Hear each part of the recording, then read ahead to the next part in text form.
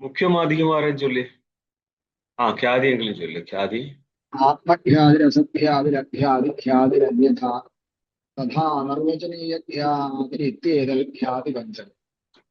ഖ്യാതി.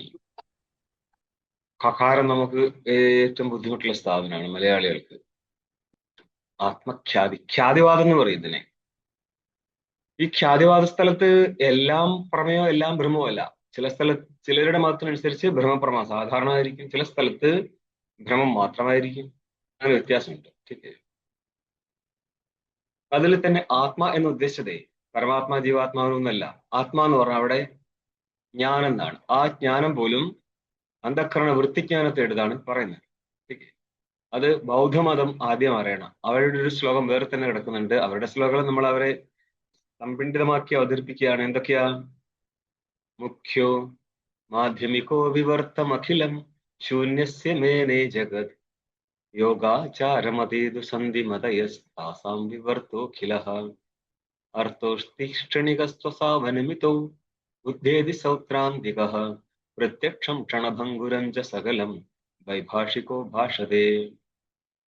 അതായത് മുഖ്യനായിരിക്കുന്ന 4 മതങ്ങളില് പറഞ്ഞ ശിഷ്യന്മാര്, ബുദ്ധന്റെ ശിഷ്യന്മാര് പറഞ്ഞതാണ് പിന്നെ ക്രോഡീകരിച്ച് മതമായിട്ട് മാറുന്നത്. നാഗാർജുനൻ, ദിങ്നാങ് ഇത്യാദി ആചാര്യന്മാരിലൂടെയാണ് ഇത് വളർന്നു പോവുക. അന്നപ്പോൾ അവരുടെ മുഖ്യ സിദ്ധാന്തം എന്നുള്ളത് മാധ്യമികൻ്റെതാണ്. മധ്യമമാർഗമാണ് മാധ്യമികം. ഇതിന് മാധ്യമിക കാര്യകാരി ഗ്രന്ഥമുണ്ട്. അപ്പോൾ മുഖ്യൻ മാധ്യമികനാണ്. അങ്ങനെ എന്താ പറയുന്നത്? വിവർത്തം അഖിലം ജഗത്ത് കസ്യ ശൂന്യസ്യ, ശൂന്യത്തിന്റെ വിവർത്തമാണ് സകല ജഗത്ത്. വേദാന്തി എന്താ മാനിക്കുന്നത്? ബ്രഹ്മത്തിന്റെ വിവർത്തമാണ് ഈ സകല ജഗത്ത്. ഈ ബ്രഹ്മത്തിന്റെ വിവർത്തമാണ് സകല ജഗത്ത് എന്ന് പറയുന്ന സ്ഥലത്ത് വേദാന്തിക്ക് മായയുടെ വിവർത്തമാണ് സകല ജഗത്ത് എന്ന് പറയാൻ പറ്റുമോ? പറ്റത്തില്ല. മായയുടെ പരിണാമവും ബ്രഹ്മത്തിന്റെ വിവർത്തമായിട്ടാണ് മാനിക്കുക. അപ്പോൾ മുഖ്യൻ പറയുന്നത് ശൂന്യത്തിന്റെ വിവർത്തമാണ് ഈ കാണുന്നതെല്ലാം. യോഗാചാര മതത്തെയാണ് നമ്മൾ വിജ്ഞാനവാദികൾ എന്ന്, യോഗാചാര്യന്മാരെയാണ് നമ്മൾ വിജ്ഞാനവാദികൾ എന്ന് വിളിക്കുക. ആ വിജ്ഞാനം ബ്രഹ്മവിജ്ഞാനം ഒന്നല്ല, പിന്നെ അന്ധക്കരണ വൃത്തിയായിരിക്കുന്ന വിജ്ഞാനമാണ്. അവര് ആലയ വിജ്ഞാനം പ്രവൃത്തി വിജ്ഞാനം എന്നൊക്കെ പറഞ്ഞ് രണ്ടൊക്കെ ആക്കും. എങ്ങനെയാണെങ്കിലും ജന്മമെടുക്കാതെ ആലയ വിജ്ഞാനം പോലും സിദ്ധമാകത്തില്ല. അതൊക്കെ മുന്നോട്ട് നിങ്ങൾ ബൗദ്ധ ഗ്രന്ഥം പഠിക്കുന്നവരോ അല്ലെങ്കിൽ ഇതിന്റെ 2ാമത്തെ അധ്യായത്തിൽ നമുക്ക് അവരെ കണ്ടനം നടത്തുന്നവരോ ആവശ്യം വരും. ആ വിജ്ഞാനത്തിന്റെ വിവർത്തമാണ്, ക്ഷണിക വിജ്ഞാനത്തിന്റെ വിവർത്തമാണ് സകല ജഗത്തും. ജഗത്ത് പുറമെ ഒരു വസ്തുവില്ല എന്ന്. പിന്നെ വരുന്നതാണ് അർത്ഥോസ്തി ക്ഷണിക. ക്ഷണികമായിരിക്കുന്ന വിഷയമുണ്ട് സൗത്രാന്തികന്മാരുടെ.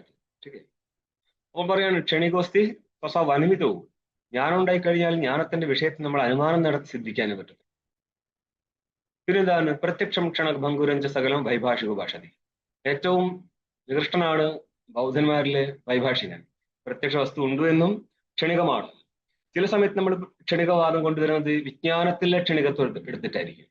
അപ്പൊ അവിടെ നോക്കണത് ആരാണ് സംസാരിക്കുന്നത് എന്നുള്ളത്.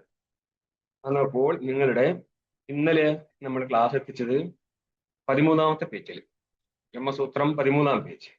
അതിൽ ഒരു അഭിപ്രായപ്പെട്ടിരുന്നു, പരത്ര അവഭാസ ശബ്ദാഭ്യാം അധ്യാസ ലക്ഷണം വ്യാഖ്യാതമേവ. ഇത്രേ ആവശ്യമുള്ളൂ, പരത്ര അവഭാസ. ഇതുകൊണ്ട് തന്നെ അധ്യാസത്തിന്റെ ലക്ഷണം വ്യാഖ്യാനം ചെയ്യപ്പെട്ടു. അതേപോലെ തന്നെ നമ്മൾ 12ാമത്തെ പേജിൽ അവസാന പങ്ക്തിയിൽ രത്നപ്രഭയിൽ പറഞ്ഞിരുന്നു, ഏവഞ്ച ദോഷ സംപ്രയോഗ സംസ്കാര ബല അതിശുക്തൗ രചന ഉത്പന്നമസ്തീതി പരത്ര അവഭാസ ലക്ഷണം ഉപപന്നമിതി സ്മൃതിരൂപ പൂർവദൃഷ്ട പദാഭ്യാം ഉപപാദിതം അന്യേത്തു താഭ്യാം ദോഷാദിത്രയജന്യത്വം കാര്യാധ്യാസ ലക്ഷണം ഇത്യാഹു എന്ന് പറഞ്ഞു. അന്യ എന്ന് പറഞ്ഞത് ഞങ്ങളെ മതം അല്ല എന്ന് തോന്നുന്നു അല്ലേ? എന്ത് ദോഷാദിത്രയജന്യത്വം അധ്യാസത്തിന്റെ ലക്ഷണം പറയുന്ന നേരം അന്യര് പറയുന്നത് കാര്യാധ്യാസത്തിന്റെ ലക്ഷണമാണ് എന്ന്. അപ്പോൾ അനാദിധ്യാസത്തിന്റെ ലക്ഷണം അല്ലെന്ന് കിട്ടും. പക്ഷെ നിങ്ങളുടെ അദ്വൈത സിദ്ധിയിൽ പറയുന്നത് തൃതീയജന്യത്വം തടസ്സ ലക്ഷണമായിട്ട് പറഞ്ഞോളെ. നിങ്ങളുടെ ഹേതുത്രയജന്യത്വം എന്ന് പറയും. അപ്പൊ തടസ്സ ലക്ഷണമായിട്ട് എടുക്കുന്ന ഈ ഹേതുത്രയജന്യത്വം വരണ്ടേ? ഹേതുത്രയജന്യത്വം തടസ്സ ലക്ഷണം എന്ന് പറഞ്ഞാൽ ഇവിടെ ഇപ്പോൾ കാണുന്നത് എന്താ? ഉത്പന്നമസ്തി എന്ന് പറഞ്ഞു. ഉത്പന്നം എന്ന് പറഞ്ഞാൽ പിന്നെ അവിദ്യയിൽ അന്വയിക്കാൻ പറ്റും. അനാദി അധ്യാസത്തിന്റെ വിഷയമായിരിക്കുന്ന അവിദ്യയിൽ ഉത്പന്നമസ്തി എന്ന് പറയാൻ പറ്റുമോ? അതും ഈ സിദ്ധാന്തത്തിൽ ഇവിടെ പറഞ്ഞപ്പോൾ 12ാം പേജിന്റെ ലാസ്റ്റിൽ നോക്കിക്കഴിഞ്ഞാൽ എന്താ അർത്ഥം കിട്ടുക? അതും കാര്യാധ്യാസ ലക്ഷണം തന്നെയാണ്. പിന്നെ എന്തിനാ നിങ്ങൾ അന്യയിതു എന്ന് പറഞ്ഞു പോയത്? നിങ്ങൾ അദ്വൈതസിദ്ധിയുടെ നമുക്ക് ഇന്ന് എടുക്കാനുള്ള ഭാഗം കൂടിയാണ്. പലപ്പോഴും നമ്മൾക്ക് റിലേറ്റഡ് കാര്യങ്ങളാണ് കിട്ടാറ്. നിങ്ങളുടെ 538ാമത്തെ പേജിൽ സാധനം വരും. അദ്വൈതസിദ്ധി പരിമൾ പബ്ലിക്കേഷന്റെ ബുക്കാണെങ്കിൽ നോക്കിയാൽ ഈ സാധനം. പിന്നെ ഇത് പറയും സത്യവസ്തുന മിഥ്യാവസ്തു സംഭേദ അവഭാസ. സത്യവസ്തുവും മിഥ്യാവസ്തുവും ചേർന്നിട്ടിരിക്കുന്ന പ്രകാശമാണ്. അപ്പോൾ പരത്ര അവഭാസം എന്നുള്ളത് ശരിയാണ്. അപ്പോൾ നമ്മൾ ഈ ഒരു പ്രസംഗത്തിനെ വെച്ചിട്ട് അദ്വൈതസിദ്ധിയും കൂട്ടിച്ചേർത്ത് കഴിഞ്ഞാലുള്ളത് മനസ്സിലാക്കി. ഇനി നമ്മൾ എവിടെയായിരുന്നു? ഒരു ലക്ഷണം നമ്മൾ 3ാമത്തെ പങ്ക്തിയിൽ പറഞ്ഞു. തഥാച പ്രമാണജന്യ ജ്ഞാന വിഷയത്വ സതി പൂർവദൃഷ്ട ജാതീയത്വം പ്രാതിദിക അധ്യാസ ലക്ഷണം താഭ്യാമുക്തം. പ്രാതിദിക അധ്യാസത്തിന്റെ ലക്ഷണം ഏതിനാല് 2 പദാഭ്യാം എന്നർത്ഥം.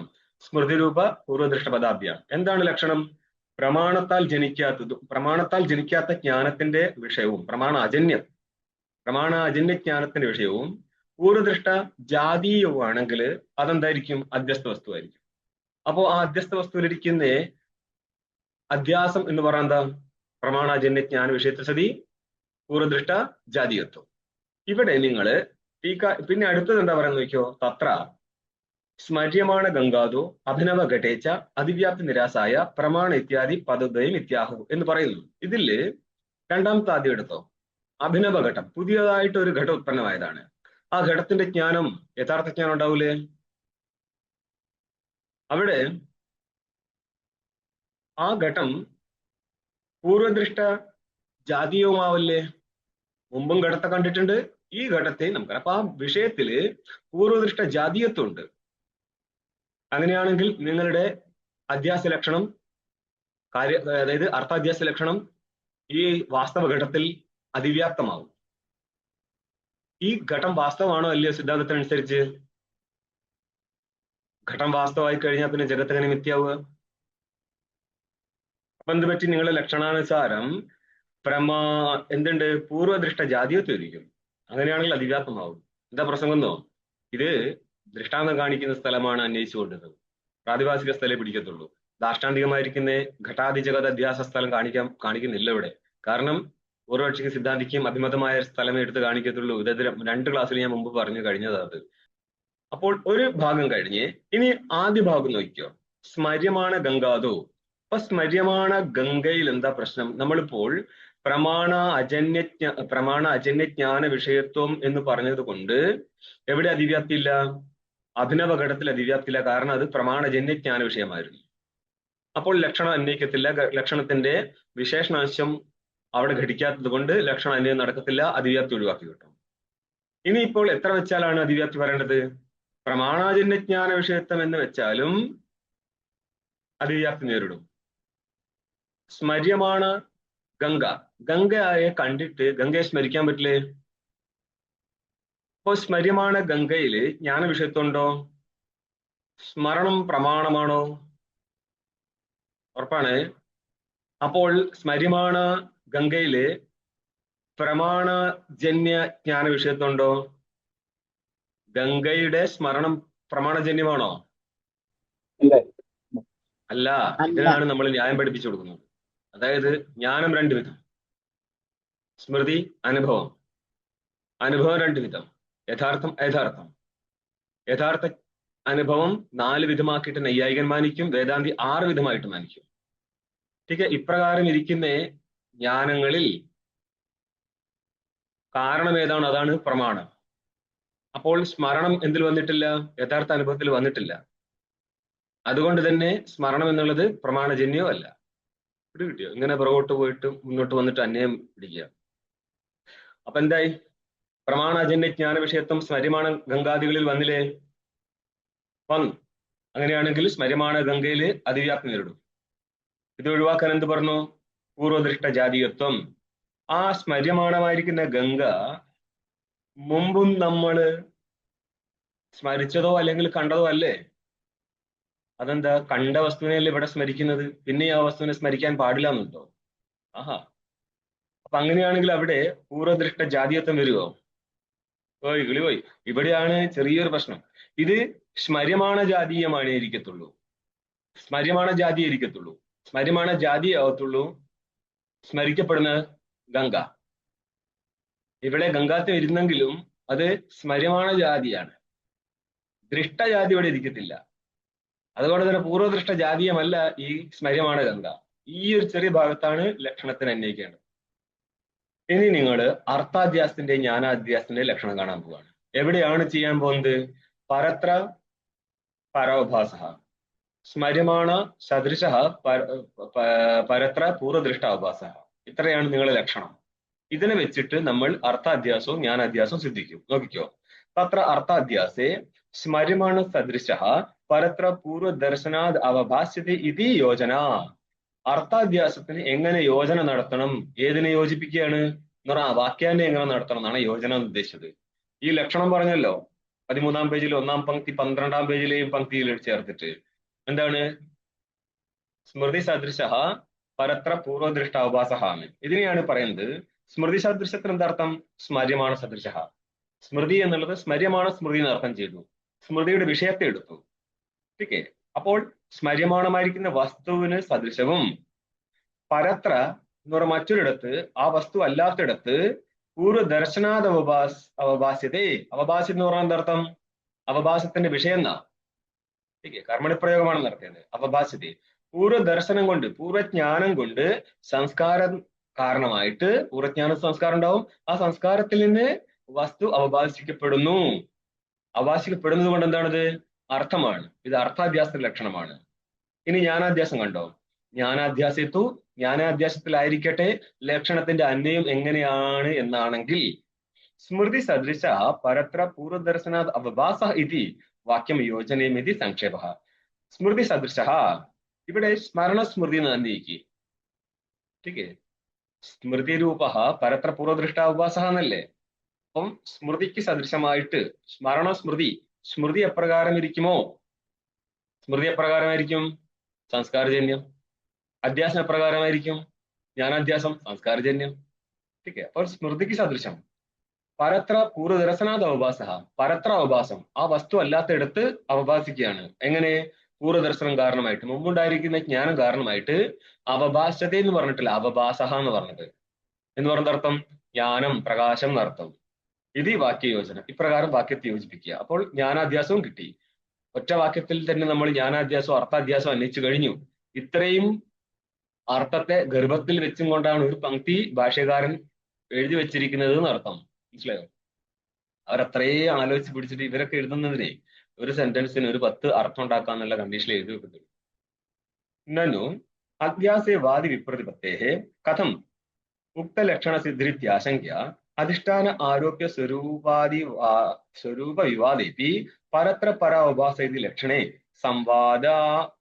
സംവാദാത് യുക്തിഭിഃ സത്യാധിഷ്ഠാന മിഥ്യാത്വ അവഭാസ സിദ്ധേഹേ സർവതന്ത്ര സിദ്ധാന്തഃ ഇദം ലക്ഷണമിതി മത്വാ അന്യഥാ ആത്മഖ്യാതിവാദിനോർ മതമാഹ. നനു പൂർവപക്ഷിയുടെ അഭിപ്രായമാണ് ആദ്യം കാണുന്നത്. അധ്യാസേ വാദി വിപ്രതിപത്തേഹേ. വാദീന വിപ്രതിപത്തി വാദി വിപ്രതിപത്തി വിരുദ്ധ പ്രതിപത്തി വിപ്രതിപത്തി. പ്രതിപത്തി എന്ന് പറഞ്ഞ ജ്ഞാനം. ഒരു വസ്തുവില് ഉണ്ട് എന്നോ ഇല്ല എന്നോ, അല്ല ഇത് ഇങ്ങനെയാണെന്നോ അല്ല അങ്ങനെയാണെന്നോ മതഭേദം വരുമ്പോഴാണ്, അഭിപ്രായ ഭേദത്തെയാണ് നമ്മൾ എന്ത് പറയുന്നത്? വിവാദം അല്ലെ?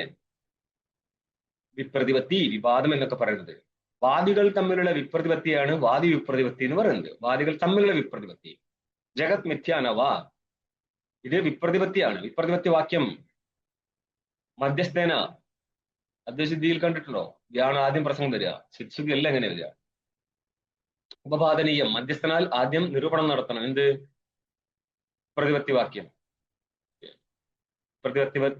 പ്രതിപത്തി വാക്യസ്യ അംഗത്വ നാസ്തി ഇതിനവ. ചർച്ചയില് പ്രതിപത്തി വാക്യത്തിന്റെ ആവശ്യമുണ്ടോ ഇല്ലയോ എന്നുള്ളതൊക്കെയായിരുന്നു നമ്മൾ ആദ്യം അവിടെ ചർച്ച ചെയ്യുന്നത്.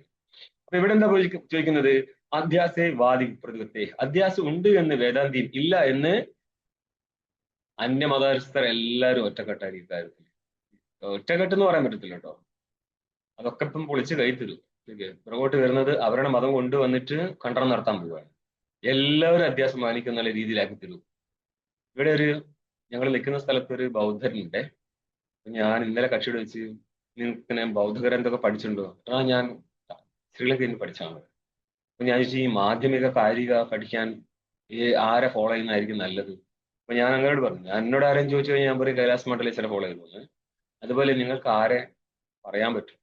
അപ്പൊ അങ്ങേര് മധ്യമം ഞാൻ പറഞ്ഞ മാധ്യമിക കാരിക, ആ മധ്യമം വഴി, അത് ശരിയാണ് പറഞ്ഞത്, മാർഗം മധ്യമമാണ്. ശരി, അവരുടെ കാരികയാണ് മാധ്യമിക കാരികയായിട്ട് വരുന്നത്. അപ്പൊ കക്ഷി പറയുന്നത് ഈ ബൗദ്ധ ഫിലോസഫിയിലെ കാര്യങ്ങളും വേദാന്ത ഫിലോസഫിയിലെ കാര്യങ്ങളും തമ്മിൽ ഭേദമില്ല, ഒരേ ആത്മാവിനെയാ പറയുന്നത്. ഞാൻ ആദ്യം കുറച്ചു നേരം കേട്ടു, പിന്നെ ഞാൻ പറഞ്ഞു നിങ്ങൾക്ക് പറയാം ഇത്, പക്ഷെ ഞങ്ങളുടെ ആചാര്യന്മാരെ കയ്യിലെത്തി കഴിഞ്ഞാൽ നിങ്ങളുടെ സിദ്ധാന്തം കൊലവിളി വിളിക്കും. അതുകൊണ്ട് രണ്ടും രണ്ടാണ്. ഇനി ഞങ്ങളിൽ തന്നെ ചിലരുണ്ട് ശാസ്ത്രം തിരിച്ചറിയാൻ പറ്റാത്തവന്മാര്, അവര് പറയും ബൗദ്ധ ദർശനം ഞങ്ങളുടെ ദർശനം സമാനം. അല്ലാതെ ഇതാരും പറയൂല. ചിലയിടത്ത് പറയും. അങ്ങനെയാണ് പിന്നെ നമുക്കെന്ത് വിഷയം? നിങ്ങൾ മാനിക്കുന്ന അധിഷ്ഠാനത്തെ അസത്തെന്ന് പറയുന്നത് അസത്തല്ല, വാസ്തവത്തിൽ സത്താണെന്ന് ഉദ്ദേശിച്ചാണെങ്കിൽ പിന്നെ നമ്മൾ തമ്മിൽ എന്ത് വിവാദം? പക്ഷെ അവരുടെ സിദ്ധാന്തം അങ്ങനെയല്ല. ശരി, നിങ്ങൾക്ക് ഇതിന്റെ ഭാമതിയില് കാരണമൊക്കെ എന്ന് പറഞ്ഞാൽ ഇതിനായിട്ട് ഇറങ്ങി തിരിച്ചാണ്, കൊലപാതകമാണ് ഇതിന്റെ വഴി. അപ്പം ബൗദ്ധനെ എവിടെ കിട്ടിക്കഴിഞ്ഞാലും വിടാറില്ല. പിന്നെ ബൗദ്ധന്റെ ദർശനം വേദാന്ത ദർശനം ഒന്നാമത് എവിടുന്ന? മാധ്യമിക കാരിക ആരെഴുതിയതാ? മാധ്യമിക കാരിക ആരുടേതാണപ്പാ? നാഗാർജുനന്റേതാണോ? ഒരു ഡൗട്ട് ഉണ്ട്. നാഗാർജുനൻ, വിഘ്നാംഗൻ, ഇവരുടെ ഉള്ളിലേക്കാണ് പിന്നെ അത് വളരുന്നത്. പിന്നെ എവിടെ നിന്ന് കിട്ടിയാണെങ്കിൽ നമുക്കത് മനസ്സിലാക്കല്ലോ അവരെന്താണ് ഉദ്ദേശിക്കുന്നത് എന്നുള്ളത്. പക്ഷെ പ്രശ്നം എന്താ പറഞ്ഞാല്, ഇപ്പോൾ പൂർവ്വമീമാംസ ടെക്സ്റ്റ് കിട്ടി, നിങ്ങൾക്ക് അർത്ഥസംഗ്രഹം കിട്ടിയാൽ അർത്ഥസംഗ്രഹത്തിന്റെ ടീക്കയില് ഈശ്വരവാദം കയറി വരും. അപ്പം നേരിട്ട് അത് വായിക്കുന്നവൻ വിചാരിക്കും ആ ഈശ്വരവാദം ഞങ്ങളുടെ സിദ്ധാന്തമാണെന്ന്. പക്ഷേ നമ്മുടെ സിദ്ധാന്തമല്ല എന്നും, ഇത് വന്നത് അതായത് ആ ആചാര്യന്റെ അഭിപ്രായത്തിനനുസരിച്ചല്ലാതെ പൂർവ്വമീമാംസ സിദ്ധാന്തത്തിൽ ഇല്ല എന്നൊക്കെ മനസ്സിലാവണമെങ്കിൽ ആ ഗ്രന്ഥം എടുത്ത് പരിചയമുള്ള ആൾക്കാരുടെ പഠിച്ചാൽ മാത്രമേ മനസ്സിലാവൂ. അതൊരു പ്രശ്നമുണ്ട് ഇതിൽ.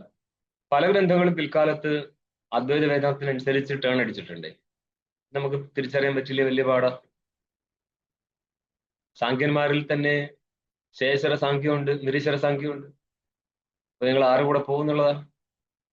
അയ്യോ. കഥം ഉക്തലക്ഷണ സിദ്ധി, വാദിക്കുകൾക്ക് തമ്മിൽ വിരുദ്ധ പ്രതിപത്തി ഉള്ളത് കൊണ്ട് നിങ്ങൾ പറയുന്നത് തന്നെയാണ് ലക്ഷണം എങ്ങനെ സിദ്ധിക്കാൻ പറ്റും? ഇത്യാശങ്ക എന്ന ആശങ്ക നടത്തെ സിദ്ധാന്തിന് ഉത്തരം പറയുന്നതാണ്. അധിഷ്ഠാന ആരോപ്യ സ്വരൂപ വിവാദേപി, അധിഷ്ഠാനത്തിന്റെ സ്വരൂപത്തിലും ആരോപ്യമായിരിക്കുന്ന വസ്തുവിന്റെ കാര്യത്തിൽ സ്വരൂപത്തിൽ വിവാദം ഉണ്ടെങ്കിൽ പോലും, ആരോപ്യമായിരിക്കുന്ന വസ്തു അന്യഥാഖ്യാതിയുടെ വിഷയമാണെന്ന് നൈയായിക ബൗദ്ധാദികളും ബൗദ്ധനെപ്പോൾ അന്യഥാഖ്യാതികൾ കൊണ്ട് ചോദിക്കും, നോക്കിക്കുന്നത് എങ്ങനെയാണെന്നുള്ളത്. ശരി, അതേപോലെ എന്താണ് അഖ്യാതിവാദികളായിരിക്കുന്ന പ്രഭാകരന്മാര് ബ്രഹ്മം മാനിക്കത്തേയില്ല. പക്ഷേ ഇപ്പോൾ മാനിപ്പിച്ച് കാണിച്ചു കൊടുക്കും, നോക്കിക്കും. അപ്പൊ ഈ കാര്യത്തിൽ വിവാദം ഉണ്ടെങ്കിലും, അധിഷ്ഠാന ആരോപ്യ വസ്തുക്കളുടെ കാര്യത്തിൽ മതഭേദം ഉണ്ടെങ്കിലും, എടുത്താലും പരത്ര പരാവഭാസ ഇത് ലക്ഷണേ, പരത്ര മറ്റൊരിടത്ത് പരന്റെ സ്വരൂപമല്ലാത്ത മറ്റൊരു വസ്തുവിന്റെ അവഭാസം എന്നുള്ള കാര്യത്തിൽ സംവാദം എന്ന് പറഞ്ഞാല് സമാനുവാദം, സംവാദം, മറ്റു മതങ്ങളിൽ നിന്നും പ്രമാണം കാണിക്കാൻ പറ്റുന്നത് കൊണ്ട് യുക്തികളാൽ എന്ത് സിദ്ധിക്കപ്പെടും? സത്യാധിഷ്ഠാനെ മിഥ്യാർത്ഥ അവഭാസദേഹേ. യുക്തി കൊണ്ട് നമുക്കൊരു കാര്യം പറയാൻ പറ്റും, സത്യമായിരിക്കുന്ന അധിഷ്ഠാനത്തിൽ കുറച്ച് കഴിഞ്ഞാൽ പറയും യുക്തിയുടെ ആവശ്യമൊന്നുമില്ല, അനുഭവമാണെന്നുള്ളത്. ഓക്കെ, അതുകൊണ്ട് സംവാദവും ഉണ്ട് അവിടെ. സമാന സംവാദ സ്ഥലത്ത് സ്വന്തം അനുഭവം സംവാദമായി മാറും. മിഥ്യാർത്ഥം സിദ്ധിക്കാൻ പറ്റും. അങ്ങനെ സത്യാധിഷ്ഠാനെ മിഥ്യ അർത്ഥാവഭാസിദ്ദേഹേ, സത്യമായിരിക്കുന്ന ഒരു അധിഷ്ഠാനത്തിൽ മിഥ്യാർത്ഥം അവഭാസിക്കുക എന്ന് സിദ്ധിക്കപ്പെടുന്നത് കൊണ്ട് സർവതന്ത്ര സിദ്ധാന്തം. തന്ത്രം എന്ന് പറഞ്ഞാല് തന്ത്രത്തിന്റെ അർത്ഥം എന്താ? അധീനം. ചിലയിടത്ത് തന്ത്രം അധീനം എന്ന അർത്ഥം കിട്ടും. ഇവിടെ തന്ത്രം എന്നുള്ളത് സർവതന്ത്രമാണ്, സകല ശാസ്ത്രം എന്ന അർത്ഥം കിട്ടുക. അതുകൊണ്ട് തന്നെ തന്ത്രശാസ്ത്രം എന്നുള്ളത് തെറ്റുപ്രയോഗമൊന്നല്ല. അതായത് ഇപ്പൊ പറയത്തില്ലേ, ഗാമാനയ ബലിവർദ്ധമപി ആനയ എന്നുള്ള സ്ഥലത്ത് ഗോശബ്ദം കൊണ്ട് ബലിവർദ്ധവും ഗ്രഹിക്കപ്പെടും. പിന്നെ ഇതിനാണ് വേറെ പറഞ്ഞു വെച്ചാൽ പറയും ബലിവർദ്ധ അതിരിക്തമായിരിക്കുന്ന ഗോക്കൾ എടുക്കാൻ ഗോശബ്ദവും ബലിവർദ്ധത്തെ എടുക്കാൻ വേണ്ടി ബലിവർദ്ധ ശബ്ദവും പ്രയോഗം നടത്തി. അതൊക്കെ സാർത്ഥകമാണ്, അല്ലാതെ ഇത് തെറ്റെന്ന് പറയാൻ പറ്റില്ല. അതുകൊണ്ട് തന്നെ തന്ത്രശാസ്ത്രം എന്നുള്ളതിന് ശാസ്ത്രശാസ്ത്രം നല്ല അർത്ഥം തന്ത്രത്തില് ഉപയോഗിക്കുന്ന കാര്യങ്ങളുണ്ടല്ലോ, മുദ്രകളൊക്കെ ഉപയോഗിച്ചിട്ടുണ്ടാണല്ലോ തന്ത്രത്തില്. മന്ത്രം അറിയുന്നവൻ തന്ത്രിയും തന്ത്രം അറിയുന്നവൻ മന്ത്രിയായി എന്നൊക്കെ പറയാറില്ല നമ്മള്. അപ്പൊ തന്ത്രത്തിൽ വ്യവഹരിക്കുകയാണ്. അതിന്റെ ശാസ്ത്രമാണ് തന്ത്രശാസ്ത്രം. തന്ത്രസമുച്ചയം എന്ന് പറഞ്ഞാൽ ആ ഗ്രന്ഥത്തിൽ എന്താണ് പ്രതിപാദിച്ചത് ആ കാര്യമാണ് തന്ത്രം. അതിന് ഒരു ശാസ്ത്രശാഖയുണ്ട്. അതായിട്ട് ഒരു ദേവതാപ്രാപ്തി എന്താണ് ഉദ്ദേശിച്ചത്, അതിന്റെ സകല കാര്യങ്ങളും അവിടെ പറയുമ്പോൾ മാത്രമേ ശാസ്ത്രം എന്ന് പറയാൻ പറ്റത്തുള്ളൂ. ഇവിടെയൊക്കെ ശാസ്ത്രം അവർക്ക് ഉപയോഗിക്കുന്നത് അതൊരു കുറച്ച് മാറിയ രീതിയിലുള്ള അർത്ഥമാണ് അവിടെ എടുക്കാൻ പറ്റത്തുള്ളൂ. അല്ലാണ്ട് സകല കാര്യമൊന്നും അവിടെ സംസാരിക്കാൻ പറ്റത്തില്ലല്ലോ. ദേവതാപ്രാപ്തിക്കുള്ള സകല കാര്യങ്ങളും സംസാരിക്കുന്നു. പറയണം സർവതന്ത്ര സിദ്ധാന്തം ഇതം ലക്ഷണം. ഏത് ലക്ഷണം? പരത്ര പര ഉപാസന എന്നുള്ളത് ആരെടുത്തു കഴിഞ്ഞാലും അത് അധ്യാസന ലക്ഷണമായി മാറും. ഇത് മത്വ എന്ന് മാനിച്ചും കൊണ്ട് ഇനി എന്താ പറയുമ്പോ എന്ത്? അന്യഥ ഓമ ആത്മാ.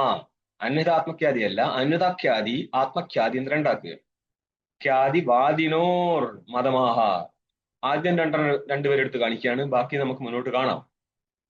അപ്പോൾ ഇനി ഭാഷ്യം കാണുക 13-ാമത്തെ പേജിൽ. തം കേചിത് അന്യത്ര അന്യധർമ്മ അധ്യാസ ഇത് വദന്തി. തം കേചിത് തം കം അധ്യാസം. ഈ അധ്യാസത്തെ ചിലർ പറയുന്നത് മറ്റൊരിടത്ത് മറ്റൊരു ധർമ്മത്തിന്റെ അധ്യാസം എന്നാണ്. അന്യത്ര അന്യധർമ്മ അധ്യാസ ഇത് കേചിത് വദന്തി.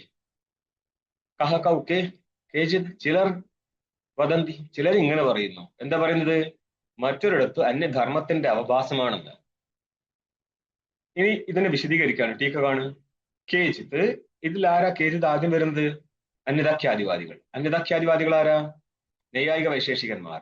ബൗദ്ധന്മാരെ നമ്മളിപ്പം കൊണ്ടുവരും അടുത്ത സ്റ്റെപ്പില്. ആദ്യം സാമാന്യ ശാസ്ത്രങ്ങളിലൂടെ സംസാരിക്കുന്ന നേരം അന്യതാഖ്യാതിവാദികളായിട്ട് അറിയപ്പെടുന്നത് നൈയായിക വൈശേഷികന്മാരാണ്. അപ്പൊ നോക്കിയോ, കേചിത് അന്യതാഖ്യാതിവാദിനോ. ഇവരെന്താ പറയുന്നത്? അന്യത്ര കസ്മിൻ ശുക്തിയാദോ.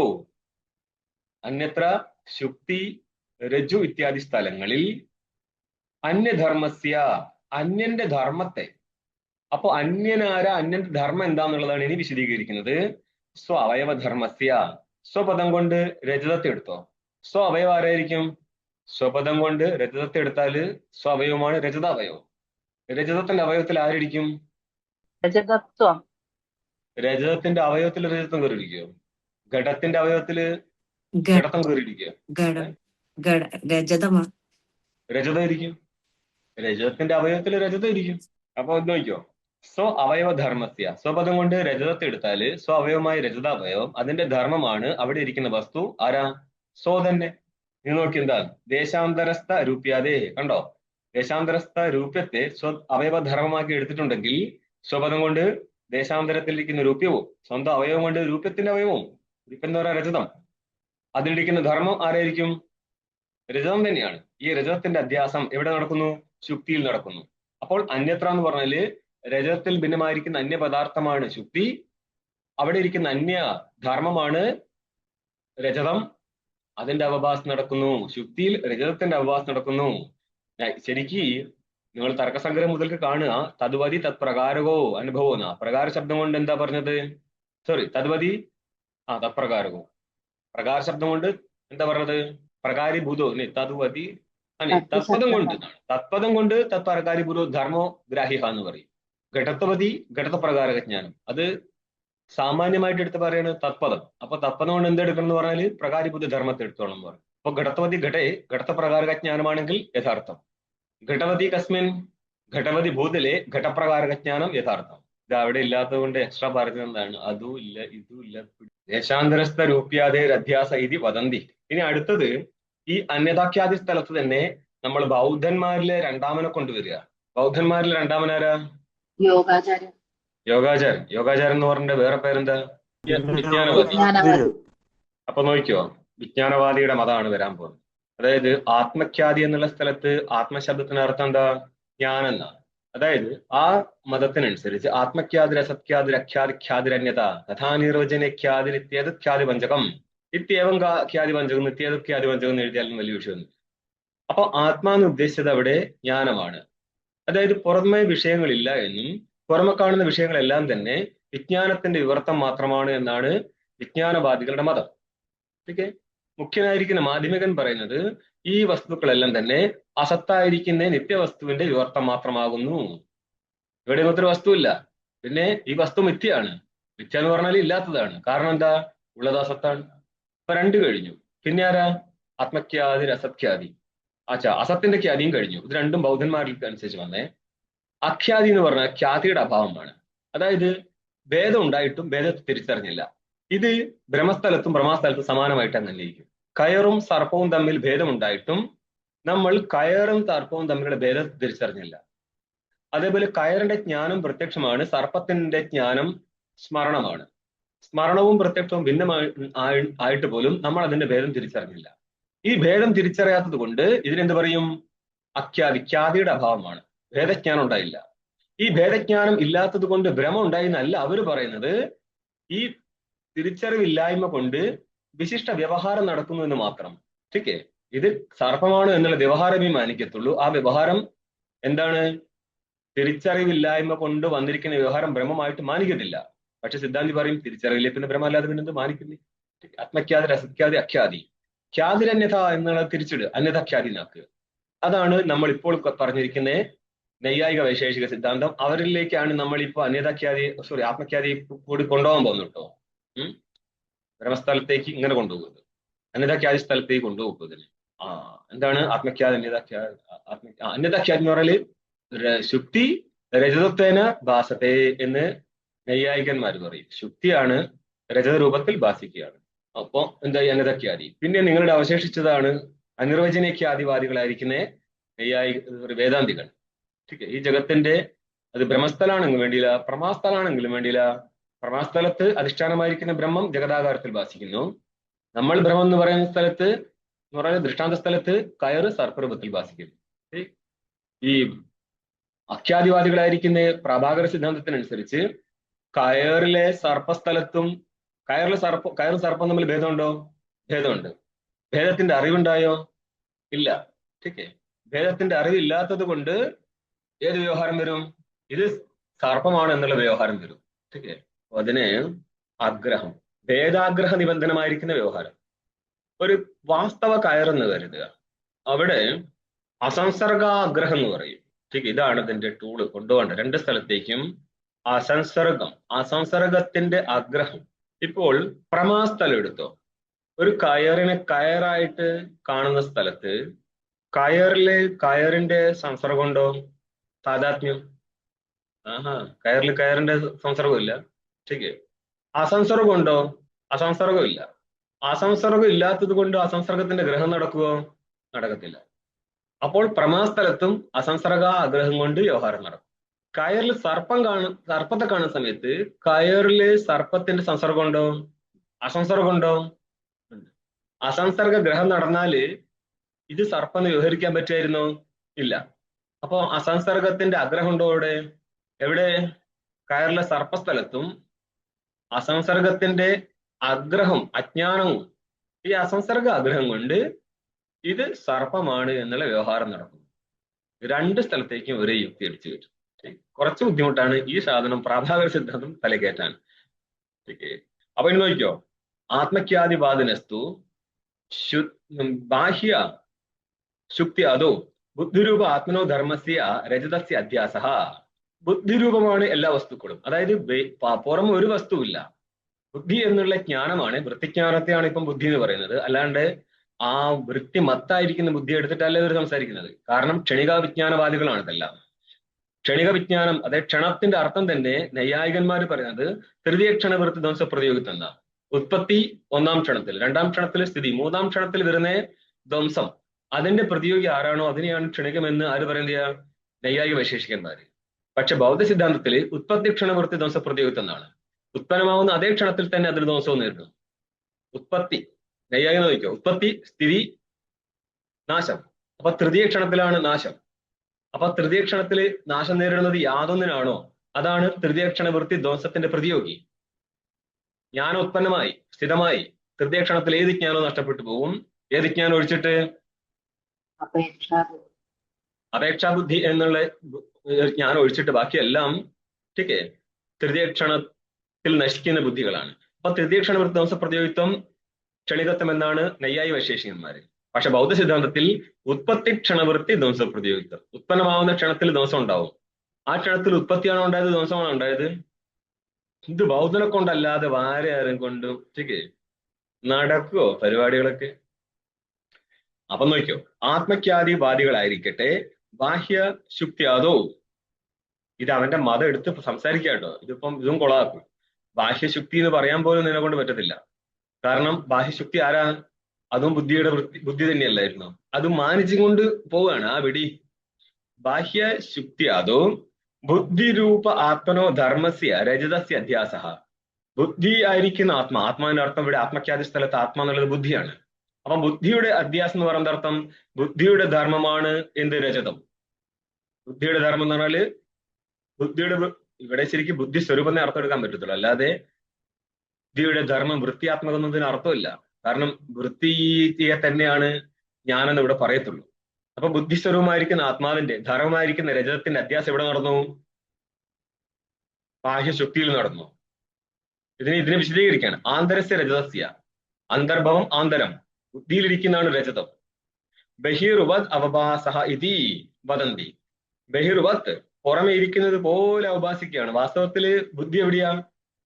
ഉള്ളിലാണ്. ആന്തരമാണ് ബുദ്ധി. അപ്പോൾ ബുദ്ധിയായിരിക്കുന്ന രജതം എന്താണ്? ആന്തരമാണ്. ബുദ്ധി വിജ്ഞാന സ്വരൂപമാണ്. വിജ്ഞാനം ആന്തരമായതുകൊണ്ട് ബുദ്ധി ആന്തരമാണ്, ഉള്ളിലാണ്. നമുക്ക് എവിടെ അവഭാസിക്കുന്നത്? പുറമ ശുക്തിയിൽ അവഭാസിക്കുന്നത്. അതുകൊണ്ട് എന്ത് പറ്റി? അന്യഥ. അന്യഥ എന്ന് പറഞ്ഞാല് ആ ശുക്തി രജത രൂപത്തിൽ അവഭാസിക്കുന്നു. ഈ രീതിയിലാട്ടോ അന്യതാഖ്യാതിയാക്കി കളഞ്ഞത് വരെ. ആത്മഖ്യാതിവാദികളല്ലേ ഇവര്? അതെങ്ങനെ ആത്മഖ്യാതി എങ്ങനെ അന്വയിക്കും? ആത്മനഹ വിജ്ഞാനസ്യ ഖ്യാതിയാണ് നടക്കുന്നത് പറഞ്ഞാൽ നിങ്ങൾക്ക് പുറമെ കാണുന്ന ഏതൊരു ജ്ഞാനവും അത് വിജ്ഞാനത്തിന്റെ പരിണാമസ്വരൂപം മാത്രമാണ് എന്നുള്ള അർത്ഥത്തില്. പക്ഷെ അതിനെ എന്താക്കിയപ്പോൾ അന്യതാഖ്യാതിയാക്കി എന്ന് പറഞ്ഞാല് പുറമെ ഇരിക്കുന്ന ശുക്തിയില് ഉള്ളിലിരിക്കുന്ന ബുദ്ധിയുടെ ധർമ്മമായിരിക്കുന്ന രജതത്തെ ആരോപിക്കുന്നു അർത്ഥം. അപ്പോൾ നമ്മൾ ഇവിടെ ഈ ഇതൊറ്റ സ്ഥലം എടുത്തിട്ടുള്ളൂ കേട്ടോ. ആത്മഖ്യാതിരിത്യസ്യ ശുക്തിയാതോ, ഇതിങ്ങനെയൊന്നും പോരാ. ഈ ബൗദ്ധ സിദ്ധാന്തത്തിൽ അവര് പ്രമാഭ്രമ ഭേദം കാണിക്കുന്നുണ്ടെങ്കിൽ പോലും നിങ്ങൾക്ക് ഇനി ഹയർ ടെക്സ്റ്റ് ഇവര് ബൗദ്ധന്റെ ഖണ്ഡനം നടത്തുന്നേരം ഈ അദ്വൈതത്തിൽ തന്നെ നിങ്ങൾക്ക് വരും. ഇവിടെ ഇപ്പൊ രണ്ട് കാണാൻ പറ്റത്തില്ല. ഏത്? പ്രമാഭ്രമം നിങ്ങൾക്ക് രണ്ട് സിദ്ധിക്കാൻ പറ്റത്തില്ല. ഭ്രമമാണെങ്കിലും പ്രമയാണെങ്കിലും അത് ഏതിന്റെ പരിണാമമാണ്? വിജ്ഞാനത്തിന്റെ പരിണാമമാണ്. പുറമേരിക്കുന്ന ഘടവും വിജ്ഞാനത്തിന്റെ പരിണാമമാണ്. ശുക്തിയിലെ രജതവും വിജ്ഞാനത്തിന്റെ പരിണാമമാണെങ്കിൽ എല്ലാം വെളിയിൽ കൽപ്പിക്കപ്പെടുകയല്ലേ? അതെവിടെയാ ഉള്ളത്? ഉള്ളിലല്ലേ ഉള്ളത്? അപ്പം എല്ലാം ഉള്ളിലിരിക്കുന്ന വസ്തു ബഹിർവാദ അവഭാസത എന്ന് പറഞ്ഞാല് എല്ലാം എന്തായിരിക്കും? ഭ്രമം മാത്രമായിരിക്കും. എന്നെ കൊണ്ട് ഭ്രമം സിദ്ധിക്കാൻ പറ്റൂല എന്ന് മറ്റു ചില സ്ഥലത്ത് പറഞ്ഞിട്ടുണ്ട്.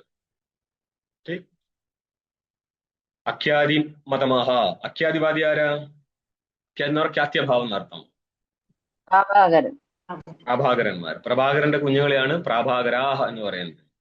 അതെവിടെ? കഴിഞ്ഞ പേജിലാട്ടുള്ളത്. അവിടെ തുടങ്ങുകയാണ്. കേജിത്തു ചിലരാവട്ടെ എന്ന് പറഞ്ഞ പ്രാഭാകരന്മാരാവട്ടെ എത്ര യദധ്യാസസ് തത് വിവേകാഗ്രഹ നിബന്ധനോ ഭ്രമയിതി.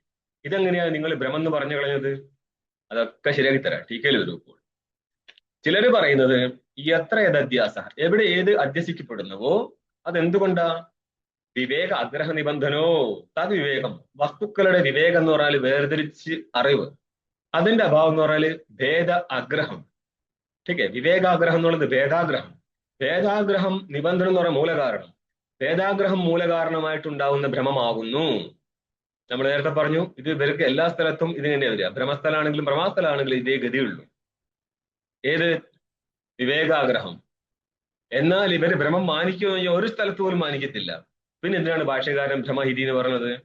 നമുക്ക് ടീക്കയിൽ കാണും. നിങ്ങൾ ഭ്രമമേ പറയാൻ പറ്റത്തുള്ളൂ എന്നുള്ളത്. അതാണ് പ്രശ്നം. അവരുടെ മതത്തിനനുസരിച്ച് നോക്കിക്കാണുന്ന രീതിയിലായിരിക്കത്തില്ല വേദാന്തികൾ അവരുടെ മതത്തെ നോക്കിക്കാണുന്നത്. അതിപ്പോൾ അവരുടെ കയ്യിൽ വേദാന്തം കിട്ടിയാൽ അങ്ങനെ തന്നെ ഉണ്ടാവുക. അതുകൊണ്ടാണ് നമ്മൾ ഓരോരോ ശാസ്ത്രവും സെപ്പറേറ്റ് പഠിക്കണം എന്ന് പറയുന്നത്.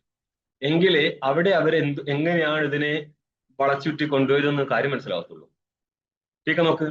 എത്ര യസ്യ അധ്യാസോ ലോകസിദ്ധസ് തയോരർത്ഥയോസ് തദ് വിഷയോശ്ച ഭേദാഗ്രഹേ സതി തന്മൂലോ ഭ്രമഃ ഇതം രൂപ്യമിതി വിശിഷ്ട വ്യവഹാരേതി വദന്തി ഇത്യർത്ഥഃ. ഭ്രമഃ എന്നുള്ളതിന് അർത്ഥം പറയാട്ടോ. വിശിഷ്ട വ്യവഹാരമേ അർത്ഥമുള്ളൂ അവരുടെ സിദ്ധാന്തത്തില്.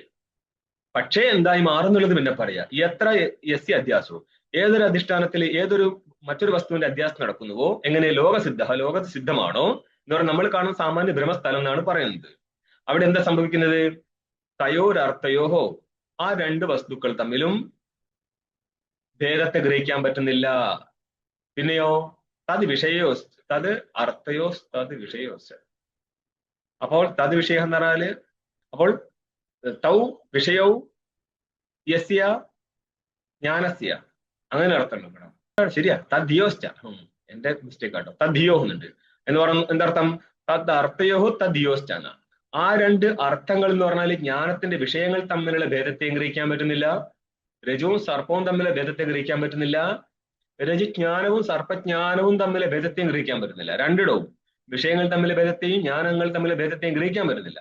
ഇതാണ് ഭേദാഗ്രഹം, വിവേകാഗ്രഹം എന്ന മൂലപാഠത്തിലുള്ളത് ഭാഷ്യകാരൻ. ഇതിന്റെ അർത്ഥം ഭേദാഗ്രഹം എന്നാ. ഭേദത്തെ ഗ്രഹിക്കാൻ പറ്റുന്നില്ല. ഏത് തമ്മില്?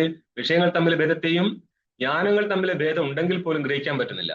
ഇങ്ങനെ ഭേദാഗ്രഹ സതി തന്മൂലോ, ഭേദാഗ്രഹം വരുമ്പോൾ അത് കാരണമായിട്ട് ഭ്രമഹ, എങ്ങനെ ഇത് രജതമാണെന്നും ശുക്തിയിൽ രജതമാണെന്നും കയറിൽ സർപ്പമാണെന്നും എന്നുള്ള ഭ്രമം നടക്കുന്നു. ശാസ്ത്രത്തിൽ ഇതിന് ഭ്രമം എന്ന് പറയാൻ പറ്റത്തില്ല. അതുകൊണ്ട് ഭാഷ്യകാരൻ അവരുടെ സിദ്ധാന്തം ആദ്യം പറയാണ്, ഇതം രൂപ്യം ഇത് വിശിഷ്ട വ്യവഹാര ഇതി, ഇത് രൂപ്യമാകുന്നു, അയം സർപ്പഹ ഇതം രൂപ്യം എന്നുള്ള വിശിഷ്ട വ്യവഹാരം നടക്കുന്നു എന്നേ പറയത്തുള്ളൂ, ഭ്രമം നടക്കുന്നു എന്ന് പറയത്തില്ല. ഈ വിശിഷ്ട വ്യവഹാരത്തിൽ നമ്മൾ ഭ്രമം എന്ന് കാണുന്നത് മാത്രം. പക്ഷെ ഭ്രമം അവർ മാനിക്കുകയോ വെച്ചാൽ ഇല്ല. അതുകൊണ്ടാണ് ആദ്യം ഭ്രമം എന്ന് പറഞ്ഞിട്ട് ടീക്കയിൽ തന്നെ വിശിഷ്ട വ്യവഹാരം എന്ന് കാണിച്ചു കൊടുത്തത്. കാരണം അവരുടെ സിദ്ധാന്തം അങ്ങനെയാണ്. പക്ഷെ പ്രശ്നം എന്താണ്? തൈരപി അവരാലും വിശിഷ്ട വ്യവഹാര അന്യഥാനുപത്യ വിശിഷ്ട ഭ്രാന്തേഹേ സ്വീകാര്യത്വാത്. വിശിഷ്ട ഭ്രാന്തി പിന്നെ വിശിഷ്ട വ്യവഹാര അന്യഥാനുപത്യ വിശിഷ്ട ഭ്രാന്തേ സിദ്ധിർഭവതി. അന്യഥാനുപത്യ പ്രമാണത്താല്, അതായത് അത് ഭ്രാന്തി അല്ല എങ്കിൽ നിങ്ങൾക്ക് വിശിഷ്ട വ്യവഹാരം നടക്കത്തില്ലായിരുന്നു. എങ്ങനെ? നിങ്ങൾ അതിനെ ഭ്രമിച്ചില്ലായിരുന്നു എങ്കിൽ നിങ്ങൾ ശുക്തിയിലെ രജതത്തെ എടുക്കാനായിട്ടുള്ള ഗമനം ഉണ്ടല്ലോ, വിശിഷ്ട വ്യവഹാരം ഉദ്ദേശിച്ച് അത് എടുക്കാനുള്ള ഗമനം സംഭവിക്കത്തില്ലായിരുന്നു. എപ്പോൾ? നിങ്ങൾക്ക് ഭ്രമമല്ലായിരുന്നു സംഭവിച്ചതെങ്കിൽ. നിങ്ങൾ വ്യവഹാരം നടത്തിയാൽ ആ ഒരു ശുക്തിയിലെ രജതത്തെ എടുക്കാൻ വേണ്ടി നിങ്ങൾ പോയി, അത് സംവാദ പ്രവൃത്തിയാണോ വിസംവാദ പ്രവൃത്തിയാണോ? സംവാദ പ്രവൃത്തി എന്ന് പറയുന്ന യഥാർത്ഥ പ്രവൃത്തി, സഫലീഭൂതമാവുന്ന പ്രവൃത്തിയാണ് സംവാദ പ്രവൃത്തി എന്ന് പറയാം. പ്രവൃത്തി സഫലമല്ലെങ്കിൽ അതിന് വിസംവാദ പ്രവൃത്തി എന്ന് പറയും. പ്രവൃത്തി സഫലമാണെങ്കിൽ അതിനെന്ത് പറയും? സംവാദ പ്രവൃത്തി എന്നോ അല്ലെങ്കിൽ അഭിസംവാദ പ്രവൃത്തി എന്നോ പറയാം. സംവാദത്തിന്റെ വിപരീതമാണ് വിസംവാദം, വിസംവാദത്തിന് വിപരീതമാണ് അഭിസംവാദം. പല സ്ഥലത്ത് അഭിസംവാദം എന്ന് പറഞ്ഞു കളയും. ശരി, എന്തിനാ? ബുദ്ധി സൂക്ഷ്മമാവാൻ ശബ്ദപ്രയോഗത്തിലടക്കം പ്രശ്നം ഉണ്ടാക്കുന്നത്. ഒന്ന്. രണ്ടാമത്തത് ട്രഡീഷണൽ ആയിട്ട് കേട്ട് മനസ്സിലാക്കിയാൽ മതി നിങ്ങൾ. ഇത് നോവലൊന്നല്ലല്ലോ വായിച്ച് മനസ്സിലാക്കാൻ. ഭാഷ്യകാരൻ തന്നെ ഒരു സ്ഥലത്ത് ദൃഷ്ടാന്തം പറയുന്നത് യഥാർത്ഥ ന്യായശാസ്ത്രം എന്നാണ്. മനസ്സിലായത്? ന്യായശാസ്ത്രം ഒരാളെ കൊണ്ടും സ്വന്തം നിലയ്ക്ക് വായിച്ച് മനസ്സിലാക്കാൻ പറ്റുന്ന പ്രശ്നമേ ഇല്ല. ഇത് നോവലൊന്നല്ലല്ലോ. അപ്പം പറയാം, വിശിഷ്ട ഭ്രാന്തി വിശിഷ്ട വ്യവഹാര അന്യഥാനുപത്യ വിശിഷ്ട ഭ്രാന്തേ സ്വീകര്യമാണത്വം. അത് വിശിഷ്ട ഭ്രാന്തി ബിന വിശിഷ്ട വ്യവഹാര അനുപത്യ അന്യഥമാണ്. ഭ്രാന്തി ബിന വിശിഷ്ട വ്യവഹാര അനുപത്യ വിശിഷ്ട വ്യവഹാരം നടക്കത്തില്ല എന്നുള്ളതിനാൽ എന്ത് സ്വീകരിക്കപ്പെടും? വിശിഷ്ട ഭ്രാന്തിയെ സ്വീകാര്യത്വ. വിശിഷ്ട ഭ്രാന്തി തന്നെ നിങ്ങൾക്ക് സ്വീകരിക്കപ്പെടണം. വിശിഷ്ട ഭ്രാന്തി എന്ന് പറഞ്ഞാല് സാമാന്യ ഭ്രാന്തി വിശിഷ്ട ഭ്രാന്തി എന്നുള്ള അർത്ഥത്തിലല്ല. വിശിഷ്ടമായിരിക്കുന്ന ഒരു ജ്ഞാനമായതിനാൽ ഇതിനെ ഭ്രാന്തി എന്ന് തന്നെ മനസ്സിലാക്കണം എന്നാണ്. അതെന്തുകൊണ്ടാ? പരത്ര പര അവഭാസ സമ്മതിരിതി ഭാവ. പരത്ര പരാവഭാസതയാണ് ഞങ്ങൾ ഭ്രാന്തി എന്ന് പറയുന്നത്. നിങ്ങൾക്ക് ഉണ്ടായിരിക്കുന്നത് പരത്ര പരാവഭാസമല്ലേ? പിന്നെ ഭ്രാന്തി എന്നല്ല അതെന്ത് പറയും? ഇങ്ങനെ നിങ്ങളുടെ ആര് കഴിഞ്ഞു? പ്രാഭാകരം കഴിഞ്ഞു. മുന്നേ ആര് വന്നു? രണ്ടുപേര് വന്നു. രണ്ടു ആരായിരുന്നു? അന്യതാഖ്യാതി കൊണ്ടച്ച് കെട്ടി. ആരെ? ആദ്യം വരുന്നേരം രണ്ടുപേരെയും നമ്മളെ അല്ല അവിടെ പറയുന്നുണ്ട്. തം കേജ് എന്നുള്ള സ്ഥലത്ത് രണ്ടുപേര് വരുന്നുണ്ട്, അന്യതാഖ്യാതി ആത്മഖ്യാതി. ഓക്കെ. അപ്പൊ ആദ്യം നമ്മൾ അന്യതാഖ്യാതിയെ പറഞ്ഞു. പിന്നെ ആത്മഖ്യാതിയെ പറ്റി പറയുന്ന സമയത്ത് ആത്മഖ്യാതിവാദികളും ശരിക്കും എന്താ സംഭവിക്കുന്നത്? അന്യത്ര അന്യധോപ അത്ര എടുത്താൽ മതി. ഓക്കെ. ഏത്? ആത്മഖ്യാതിവാദനസ്തു ശുക്തോ. അന്യതാഖ്യാതിയിലേക്ക് കൊണ്ടുവരേണ്ട ആവശ്യമൊന്നുമില്ല. അത് ആത്മഖ്യാതിയിൽ തന്നെ വെച്ചോ. കാരണം നമ്മൾ ടീക്കയിൽ തന്നെ രണ്ടുപേരും ഒന്നിച്ചെടുത്ത് താഴെ 2-ാം പങ്ക്തിയിൽ 13 അന്യഥ ആത്മഖ്യാതിവാദിനോ രണ്ടുപേരുടെ മതം എന്നാ. അപ്പോൾ ആദ്യം നമ്മള് തം കേജിത് അന്യത്ര അന്യധർമ്മ അധ്യാസ എന്ന് പറഞ്ഞു. അവിടെ അന്യത്ര അന്യധർമ്മ അധ്യാസ എന്ന് പറയുമ്പോൾ തന്നെ രണ്ടുപേരും കയറി വരുന്നുണ്ട്. ആരൊക്കെ? അന്യതാഖ്യാതിയും ആത്മഖ്യാതിവാദികളും. ആ രീതിയിൽ കണ്ടാൽ മതി. അപ്പോൾ അന്യത്ര അന്യധർമ്മ അധ്യാസം തന്നെയാണ് വരുന്നത്. പിന്നെയും വിവേകാഗ്രഹ ഭ്രമ നിബന്ധന ഭ്രമം എന്ന് പറയുന്ന സമയത്തും അതും അന്യത്ര ധർമ്മ അഭ്യാസം തന്നെ വരിക. കാര്യത്തിൽ വ്യത്യാസമില്ല. കാരണം പരത്ര പരാഉപാസനയിൽ നിങ്ങളെ ലക്ഷണാനുസാരം വേണ്ട എല്ലാം യോജിപ്പിക്കുക. ഇനി ബൗദ്ധന്മാരിലെ മുഖ്യം വരികയാണ്. ടീക്കയിൽ ശൂന്യ മതമാഹ, ശൂന്യവാദി മതത്തെയാണ് ഇനി പറയുന്നത്. ശൂന്യവാദികളാരാ? ബൗദ്ധന്മാർ. മാധ്യമിക മാധ്യമികന്മാർ.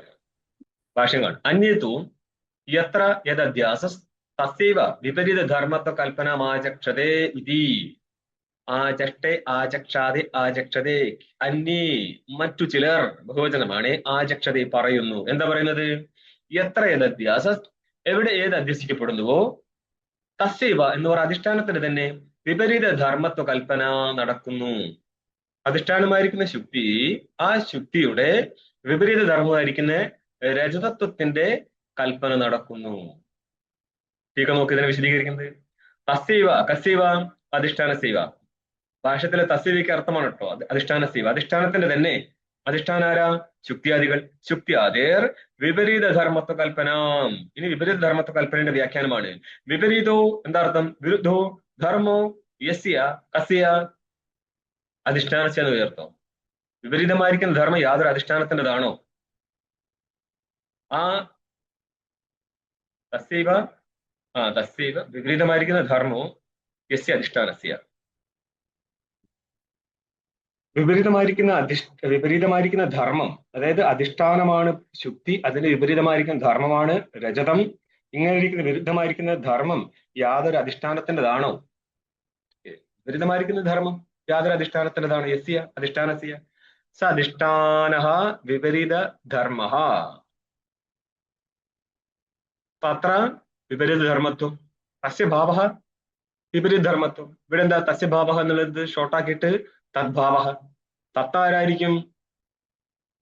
ശരിക്കും സഹ എന്ന സഹ തസ്യ ഭാവഃ സഹ വിപരീത ധർമ്മഃ തസ്യ ഭാവഃ തത്വം എന്ന് എടുക്കണം. അത് ഒന്ന് കുറച്ചിട്ട് തദ്ഭാവഃ എന്ന് എടുത്തു കഴിഞ്ഞു. തസ്യ ഭാവഃ തദ്ഭാവഃ എന്നുള്ള അർത്ഥത്തിലാണ് വന്നത്. അപ്പോൾ വിപരീതമായിരിക്കുന്ന ധർമ്മം യാതൊരു അധിഷ്ഠാനത്തിന്റെ ആണോ, ആ അധിഷ്ഠാനമാണ് വിപരീത ധർമ്മഃ. അധിഷ്ഠാനത്തിൽ എന്തിരിക്കും? വിപരീത ധർമ്മത്വം. അപ്പൊ തസ്യ വിപരീത ധർമ്മത്വം, ആ അധിഷ്ഠാനത്തിന്റെ തന്നെ വിപരീത ധർമ്മത്വം. അധിഷ്ഠാനമാരായി? വിപരീത ധർമ്മമായി.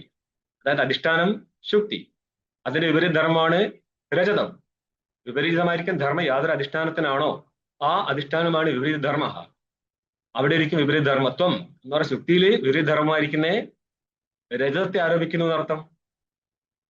നോക്കിയോ, തസ്യ രജതാദേർ അസതഃ കൽപ്പനാമാചക്ഷതേ ഇത്യാഹുഃ. അച്ഛാ, തസ്യ അധിഷ്ഠാനസ്യ രജതാദേർ കൽപ്പനാമാചക്ഷതേ. രജതാദി, ഇപ്പൊ ശുക്തി എടുത്താൽ രജതം, കയറിനെടുത്താൽ സർപ്പം. അപ്പൊ തസ്യ എന്നുള്ളത് അധിഷ്ഠാനസ്യ, രജതാദേ, രജതാദി എന്താണ്? അത്യന്ത അസതഃ, അത്യന്ത അസത്തായിരിക്കുന്ന, അങ്ങനത്തെ ഒരു വസ്തുവേ ഇല്ല. ഉള്ള വസ്തു ശുക്തി, അവിടെ ഇല്ലാത്ത, തീർത്ഥം ഇല്ലാത്ത വസ്തുവാണ് അസത്താണ് രജതം. അങ്ങനെ ഇരിക്കുന്ന അസത്തായിരിക്കുന്ന രജതത്തിന്റെ കൽപ്പനാം ആചക്ഷതേ. ഇല്ലാത്ത രജതത്തിന്റെ കൽപ്പനയെ പറയുന്നത് കൊണ്ട് ഏത് വാദമാണത്? ശൂന്യവാദം. അത്യന്ത അസത്വം ഉദ്ദേശിച്ചത് ശൂന്യം എന്നാണ്. ഈ അസത്താണോ ബ്രഹ്മവസ്തു? മനസ്സിലായോ? പങ്ക്തി പോന്ന പോക്കു അസതഃ എന്ന് പറഞ്ഞു. അധിഷ്ഠാന ബ്രഹ്മ സത്താണ്, ഇതിപ്പോൾ അസത്താണ്. ഏതേഷു മതേഷു പരത്ര പരോപാസത്വ ലക്ഷണ സംവാദമാഹ. നിങ്ങൾ എത്ര മതം കൊണ്ടുവന്നു കഴിഞ്ഞാലും ഒരു കാര്യത്തിൽ ഞങ്ങൾക്ക് വിരോധമില്ല. ഏതില്? എല്ലാം പരത്ര പരോപാസമാണ്. അധിഷ്ഠാനവും ആരോഗ്യ വസ്തുവും തമ്മിലുള്ള സ്വരൂപത്തിൽ ഭേദമുണ്ടെങ്കിലും നിങ്ങൾ ഏത് മതം എടുത്തു വെച്ചു കഴിഞ്ഞാലും ഏതേഷു മതേഷു, ഈ സകല മതങ്ങളിലും പരത്ര പരോപാസത്വ ലക്ഷണം, ഇത് ഏതിന്റെ ലക്ഷണമാണ്? അധ്യാസത്തിന്റെ ലക്ഷണം. ഇത് സമ്മതമാണ്. സംവാദമാഹ, അന്യരും ഞങ്ങൾ ഈ പറഞ്ഞിരിക്കുന്ന പരത്ര പരോപാസ എന്നുള്ള കാര്യത്തിൽ സംവാദം നടത്തുന്നുണ്ട് എന്ന് പറഞ്ഞാൽ സമാന കഥനം നടത്തുന്നുണ്ട്. ഇനി ഭാഷ്യം കാണ് 16-ാം പേജില്. സർവധാപി, നിങ്ങൾ ഏത് മതത്തിൽ കൊണ്ടുവന്നാൽ എങ്ങനെയായാലും സർവധാപി എല്ലാ പ്രകാരത്തിലും തു അന്യസ്യ അന്യധർമ്മ അവഭാസത ന വിഭജരതി. അന്യവസ്തുവിലെ അന്യധർമ്മ അവഭാസത, അന്യധർമ്മത്തിന്റെ പ്രകാശം, അതിന്റെ വ്യഭിചാരമില്ല എന്ന് പറഞ്ഞാല് അവ്യഭിചാരം എന്ന് പറഞ്ഞാൽ സമാനമായിട്ട് നടക്കുന്നുണ്ട്. ലക്ഷണത്തിന്റെ വ്യഭിചാരമില്ല എന്നാ. ലക്ഷണം എന്താണ്? പരത്ര പരോപാസ. ഇത് ഒരിക്കലും വ്യഭിചാരം നേരിടുന്നില്ലെങ്കിൽ എന്തായി? ലക്ഷണം സമന്വയിക്കപ്പെട്ടു. ടീക്കോ കുറച്ചുകൂടി നോക്കി. അന്യതാഖ്യാതിവാദി അന്യതാഖ്യാതിത്വാദി പ്രകാരവാദിവാദേപി അപ്പി അധ്യാസഃ പരത്ര പര ഔപാസത്വ ലക്ഷണം ന ജഹാദി ഇത്യർത്ഥഃ. നമ്മൾ ഈ തുടങ്ങുന്നേരം പറഞ്ഞിട്ടുണ്ട്, അധ്യാസ കൽപ്പിത വസ്തുക്കളുടെ കാര്യത്തിൽ വാദികൾക്ക് വിവാദം ഉണ്ടെങ്കിലും ഇതിനാണ് അവതരിപ്പിക്കുന്നത് അന്യതാഖ്യാതിത്വാദി പ്രകാര, അന്യതാഖ്യാതി, അസത്യാദി ഇത്യാദി രൂപത്തില് അധിഷ്ഠാന അധ്യസ്ഥ വസ്തുക്കളുടെ സ്വരൂപത്തിൽ വിവാദം ഉണ്ടെങ്കിലും അധ്യാസത്തിന്റെ സ്വരൂപത്തിൽ വിവാദമില്ല. എന്താണ്? പരത്ര പര ഔപാസത്വ ലക്ഷണം. പരത്ര മറ്റൊരിടത്ത്, പരൻ അതല്ലാത്ത വസ്തുവിന്റെ ഔപാസം, അതിലെന്തിരിക്കും? പരത്ര പര ഔപാസത്വം. ഇതെന്താണ്? അധ്യാസത്തിന്റെ ലക്ഷണമാണ്. നജഹാദി ഓഹാകത്യാഗേ, ത്യാഗം നടത്തുന്നില്ല എന്ന് പറഞ്ഞാൽ നിങ്ങൾ ഏത് മതത്തിനനുസരിച്ചാണെങ്കിലും പരത്ര പര ഔപാസം എന്നുള്ളത് സമ്പന്നമാണ്. അതുകൊണ്ട് ഞങ്ങളുടെ ലക്ഷണം ഏത് രീതിയിൽ നിങ്ങൾ ബ്രഹ്മസ്ഥലം കൊണ്ടുവന്നാലും അധ്യാസത്തിന്റെ ലക്ഷണം അന്വയിക്കപ്പെടുന്നുണ്ട്. ബാക്കി നമുക്ക് നോക്കാം. സ്വാമിജി, നമ്മൾ വിചാരിക്കുന്നത് തെറ്റായിരിക്കാം. വിചാരധാര സ്വാമിജിക്ക് അത് ശരിയാക്കി തരാൻ പറ്റും. നമ്മളിപ്പോ യോഗ ചിത്തവൃത്തി നിരോധമാണല്ലോ. നമ്മൾ ഈ വിചാരധാരയിലേക്ക് പോകുമ്പോൾ ചിത്തവൃത്തികൾ കൂടുകയാണല്ലോ. നമ്മൾ ഓരോരോ കാര്യങ്ങൾ മനസ്സിലാക്കാൻ ശ്രമിക്കുമ്പോഴും ചിത്തവൃത്തികൾ കൂടുകയാണ്.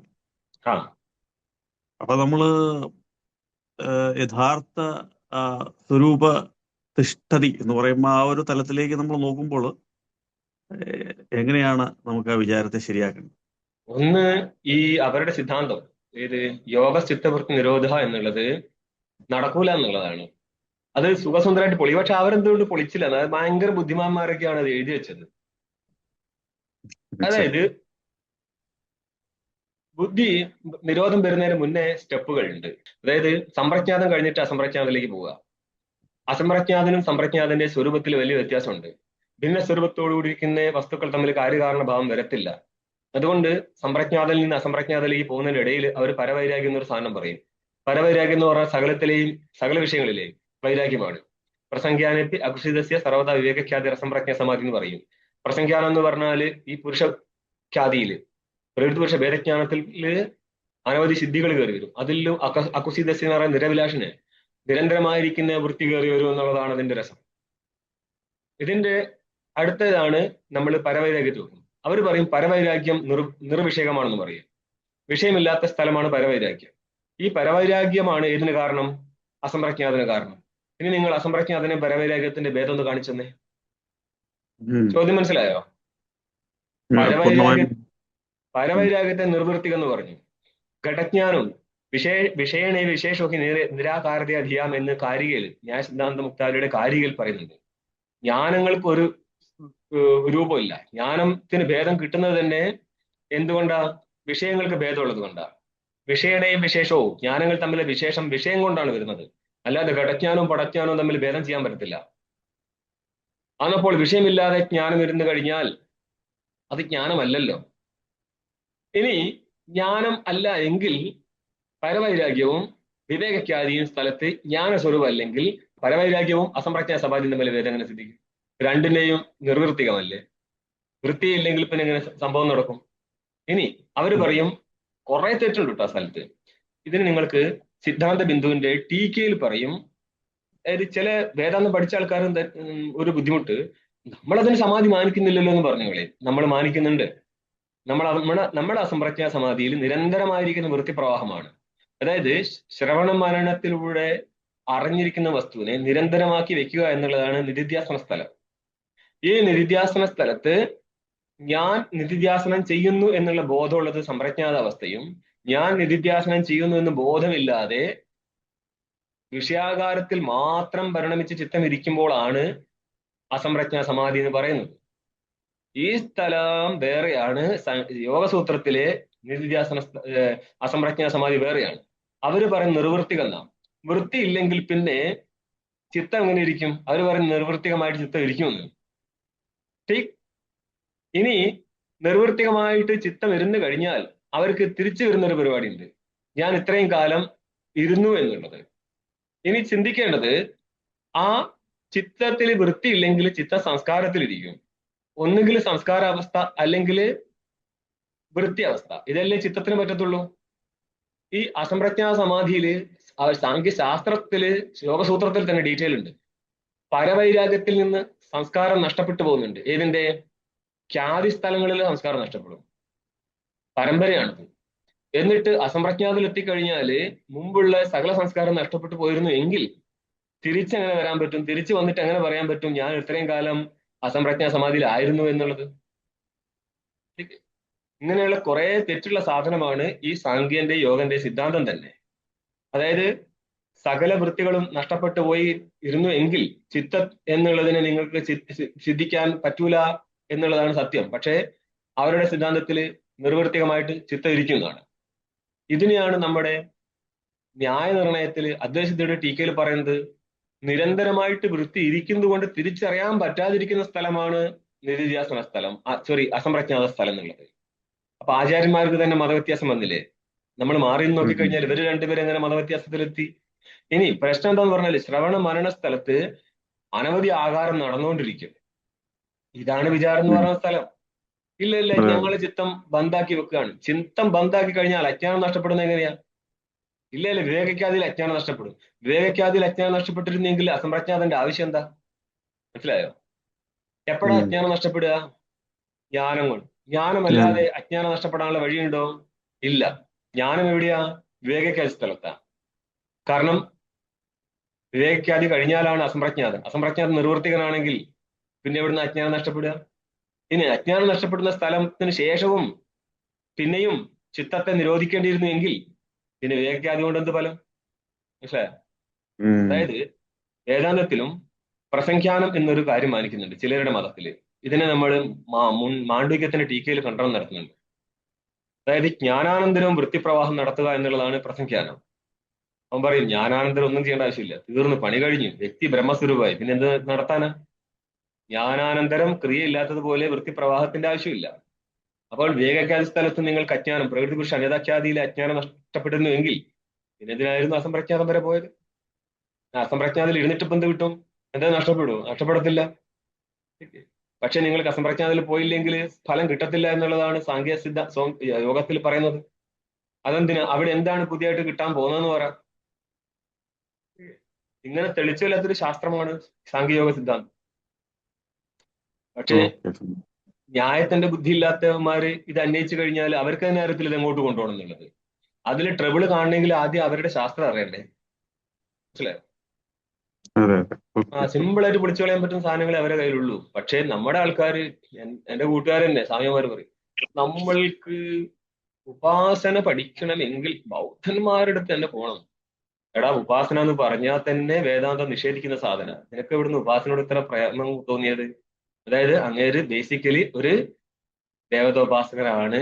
ഇതിന്റെ ഉള്ളിൽ ഇനി അനവധി ദേവകൾ ജനിക്കാൻ പോകുന്നവരുടെ അടക്കം ഫോട്ടോ വെച്ചിട്ട് മണികൽക്കലാണ് പരിപാടി എന്നർത്ഥം. ഈ ബുദ്ധിയും വെച്ചിട്ട് വേദാന്തം മനസ്സിലാവൂല. വേദാന്തിയുടെ അടുത്തൂടെ സാധനം പോകാൻ പാടില്ല, പോയാൽ പണിയാണ്. എന്നാ പിന്നെ വേദാന്തികള് ദേവതയെ മാനിക്കുന്നില്ല വെച്ച് ഞാൻ മാനിക്കുന്നുണ്ട്. എന്നാൽ എന്നാ പിന്നെ ദേവതയുടെ ജ്ഞാനം കൊണ്ട് ബ്രഹ്മജ്ഞാനം കിട്ടുമെന്ന് ഞാൻ കിട്ടത്തില്ല. ഈ ഒരു വ്യത്യാസം മനസ്സിലായിട്ടില്ലെങ്കിൽ നിങ്ങൾക്ക് വേദാന്തം മനസ്സിലായിട്ടുമില്ല. നമ്മൾ ഈ ഒരു പ്രസംഗം അവതരിപ്പിക്കുമ്പോഴേക്ക് ചാടി വീഴും. സ്വാമി പറഞ്ഞു ധ്യാനം വേണ്ട എന്ന്. ധ്യാനം എന്താണ്, വിചാരം എന്താന്നുള്ള വേർതിരിവ് അറിയാത്തവനോട് നമ്മൾ സംസാരിച്ചിട്ട് കാര്യമില്ല. അതെന്താ പ്രശ്നം പറയും? വേദാന്തത്തിന്റെ പല സാധനം വളരെ സീക്രട്ടാണ്. മറ്റുള്ളവരുടെ മതം പോലും മനസ്സിലായില്ലെങ്കിൽ പിന്നെ എവിടുന്ന വേദാന്തം മനസ്സിലാവുക? അപ്പൊ നമ്മൾ എന്തിനാണ് നിഷേധിക്കുന്നത് മനസ്സിലാക്കാതെ വെറുതെ ചാടി ഇറങ്ങാൻ തുടങ്ങും. അത് ഇതും പറഞ്ഞു. അതായത് സ്വമതം സ്ഥാപിക്കാനുള്ള വ്യഗ്രത അദ്വൈത വേദാന്തം മനസ്സിലാക്കാനുള്ള പ്രതിബന്ധകനാണ്. എന്നാൽ മറ്റു മതം മനസ്സിലാക്കാനുള്ള പ്രതിബന്ധകനാണ്. ദ്വൈതികൾ എപ്പോഴും പെട്ടുപോകുന്നത് സമത സ്ഥാപനത്തിന് വേണ്ടിയുള്ള പ്രയത്നമാണ്. അതെപ്പോഴും വിഘാതമായിട്ടേ ഇരിക്കത്തുള്ളൂ. ഇപ്പൊ നോക്കിയോ, ഗുരുഭക്തന്മാര് ഗുരുവിനെ ഡിഫെൻഡ് ചെയ്യാനാണ് അവരുടെ തൊഴിൽ. ഇതേപോലെ തന്നെയാണ് ശാസ്ത്രഭക്തന്മാർ മറ്റു ശാസ്ത്രത്തെ ഡിഫെൻഡ് ചെയ്യാൻ തുടങ്ങും. അതോടുകൂടി അദ്വൈത വേദാന്തം കഴിഞ്ഞു പോകും. ഒരിക്കലും മനസ്സിലാക്കാൻ പറ്റത്തില്ല. അധ്യാസത്തിന്റെ സംക്ഷേപിച്ചിട്ടുള്ള ഒരു നിരൂപണം എല്ലാവരും ക്ലാസ്സിൽ നിങ്ങൾക്ക് പഠിക്കണം തോന്നുന്ന ആൾക്കാര് പഠിക്കണം തോന്നുന്നില്ല. ക്ലാസ്സിൽ ഇരിക്കുന്ന നേരം ഒരു മെനയൊക്കെ ഉണ്ടല്ലോ, ചോദിച്ചു കഴിഞ്ഞാൽ ഉത്തരം പറയാ. നിങ്ങൾക്ക് വേണ്ടിയിട്ടോ, നിങ്ങൾക്ക് അതായത് ബേസിക് പിടികിട്ടി കഴിഞ്ഞാൽ അതിന്റെ ബാക്കിയുള്ള കാര്യം ചിന്തിച്ചാൽ പോരെ. അപ്പൊ എഫേർട്ട് നിങ്ങൾ ഇടണം. ആ അധ്യാസത്തെ കുറിച്ച് ചെറിയൊരു ഡീറ്റെയിൽ എഴുതി അയക്കുക. 1, പിന്നെയുള്ളത് മാധ്യമികനെ കുറിച്ച് പറഞ്ഞ ആ മാധ്യമികന്മാർ മുതൽ വൈഭാഷികൻ വരെയുള്ള ശ്ലോകം എഴുതുക. ഓക്കെ.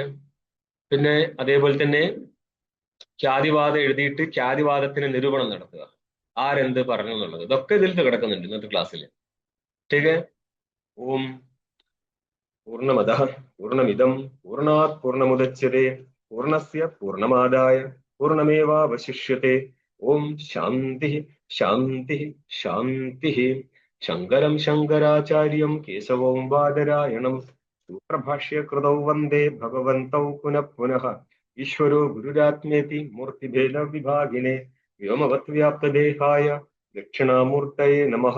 ഓം ശാന്തി ശാന്തി ശാന്തി.